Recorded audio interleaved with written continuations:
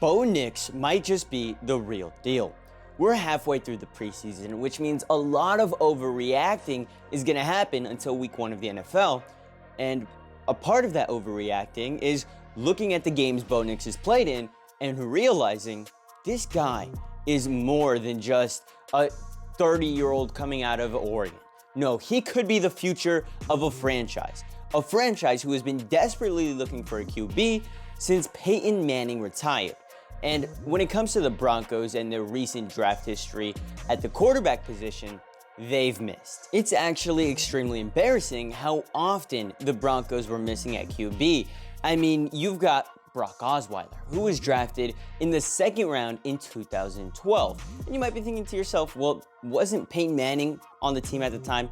And that's correct. You see, for the first 3 years of Brock Osweiler's career, he was the backup to Peyton Manning. However, he was drafted with the hopes of, eventually taking the wheel from Peyton Manning, and that just didn't come to fruition because in his last season with the Broncos in his first stint, 2015, well, he started half the season because that's just how bad Peyton Manning was at the end of his career. I mean, you had a Brock Osweiler who went out and started in 7 games. His record, 5-2. Completion percentage, 61%. 10 touchdowns, 6 interceptions, and about 2,000 passing yards. And you might think, well, those stats aren't the worst. Well, Brock Osweiler was on the team for 4 years at that point. And what did they see in him? Not the future. Which is why in 2016, instead of sticking with their quarterback who they've been trying to develop for the last 4 years, they go in a different route, and that route is Trevor Siemian, who they drafted in the 7th round the year prior. He was drafted in 2015, a 7th round pick that they just thought was a throwaway. And with that throwaway, they ended up selecting Trevor Siemian, who was the starting QB for about 2 seasons. In 2016, he was about 25, and he had 18 touchdowns, 10 interceptions, 3,000 passing yards, completion percentage sitting at around 59. But if you watched the games, you knew Trevor Siemian was not the future for this franchise. And while the team did go 8-6, that was mainly off of the back of their defense. And not because Trevor Siemian was pushing the needle forward. And the Broncos caught onto this too, because by 2017, he was basically done with the Broncos. I mean, yeah, he started in 10 games and they went 5-5. And was losing his job to the aforementioned Brock Osweiler, who after a season with the Houston Texans decided to re-sign with the Denver Broncos in 2017. And towards the end of the year, well, Trevor Siemian was doing so bad that he ended up starting for 4 games. And they went 0-4. It was pretty miserable, so bad that the guy they were trying to develop the entire time, which was their 1st round pick in 2016, Paxton Lynch, because he was coming from a small school, a very dangerous prospect, but someone that John Elway believed in.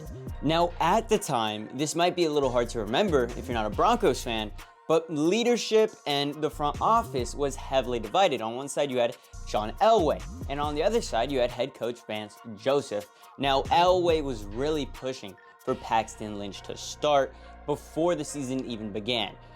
But things just didn't work out. It felt like Paxton Lynch was never really strapping in or busting his tail, but rather just picking up his helmet and doing his best during the business hours. There were some rumors that the dude spent too much time playing Xbox instead of working on his craft, which is why, after 2 seasons, he was out of the league.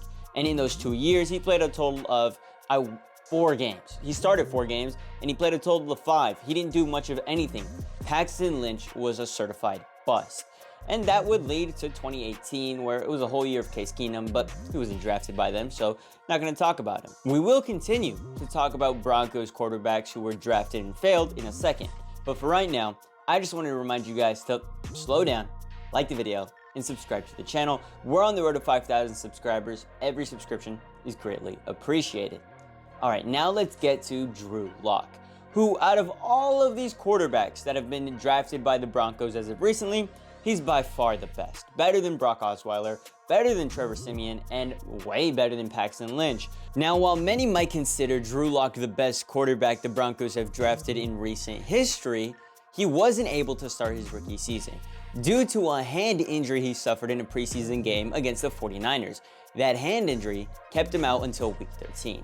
And during that stretch of games where, Drew Lock wasn't able to play, they had Joe Flacco in. Joe Flacco was terrible. He belonged in a retirement home at that point. Of course, he's turned his career around eventually, but with the Broncos, Joe Flacco was not it. Though Drew Lock would pick up the pieces by week 13, he started in 5 games. The team went 4-1 under him. He looked pretty good, 1,000 yards, 7 touchdowns, and his completion percentage sat at 64%, which is pretty decent numbers for a rookie who had dealt with injuries most of the year. And then 2020 rolls around. You've got COVID, which absolutely obliterates any offseason workouts that Drew Lock had planned, and then he's going into his first full season unprepared because of a pandemic, which really set him up for failure, because in 2020 he had, I want to say, the worst year anyone could have asked for. Led the league in interceptions at 15 and was last in completion percentage for starters at 57%.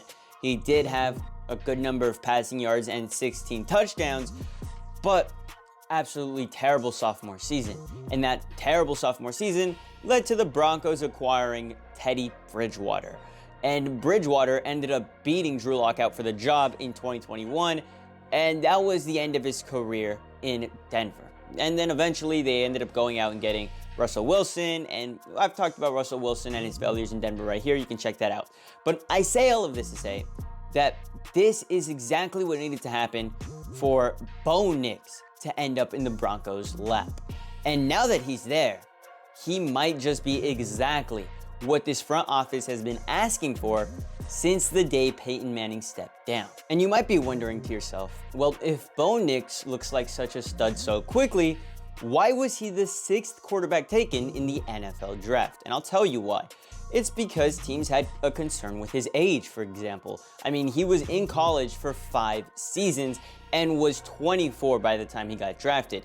Then there's the argument that he has no elite traits. But can you even define what an elite trait is? However, people shied away from him because of that. Then you had questions about him just being a product of the system over there in Oregon. Because let me tell you right now, the way they run things down in Oregon is phenomenal. Some of the best you'll see in college football. So some wondered, is Bo Nix just a product of that fantastic Oregon system, or is he truly ready to be a quarterback in the NFL? And honestly, I think that because he spent so much time in college and was able to develop his game over there, he is more than ready to take over the NFL quicker than any other guy who got drafted. I mean, maybe a Michael Penix. He was also in college for an extremely long time. But let's get into some of Bo Nix's preseason games. There was a game against the Colts where Bo Nix played plenty more. And this is where he began to shine. I mean, they're going up against an AFC rival, Peyton Manning's former team, and you have Bo Nix out here absolutely balling. I mean, he went 15 for 21, had 125 passing yards and a touchdown, and that touchdown is what helped, put it over the top. We got that Packers game, right?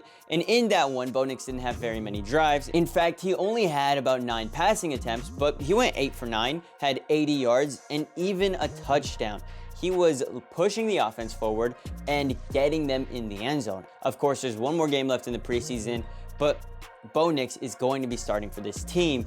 And with the roster they have constructed currently, this could be the first time that the Broncos see themselves in the playoffs since they won a Super Bowl. I know that's very hard to believe, but the Broncos haven't been in the playoffs for about 8 years. We're coming up on a decade now with the Broncos being in the playoffs 0 times. And I think Bo Nix is the guy to change that. But anyway, I think I've said enough in this video. I'm really excited for the Broncos because their past has been filled with turmoil, and it's about time this franchise turns it around and gets back to their glory days.